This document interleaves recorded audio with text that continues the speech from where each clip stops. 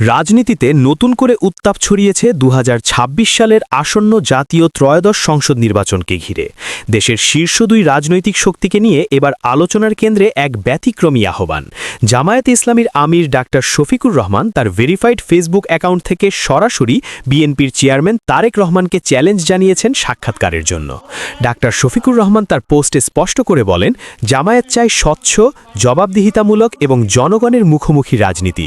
তিনি উল্লেখ করেন, রাজনীতি করার আগে জনগণের কাছে আমাদের অবস্থান, লক্ষ্য ও বার্তা সরাসরি তুলে ধরা জরুরি, যেন দীর্ঘদিনের বিভ্রান্তি ও ভুল ধারণার অবসান ঘটে।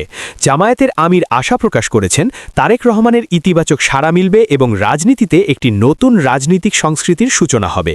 তবে এখন সবচেয়ে বড় প্রশ্ন, তারেক রহমান কি এই সরাসরি ডিবেটের আহ্বানে সাড়া দেবেন? আদৌ কি তিনি আসবেন মুখোমুখি আলোচনায়? বাংলাদেশের রাজনীতিতে এমন সরাসরি ডিবেট হলে তা কি ভোটের মাঠে নতুন সমীকরণ তৈরি করবে, নাকি থাকবে শুধু আলোচনাতেই সীমাবদ্ধ?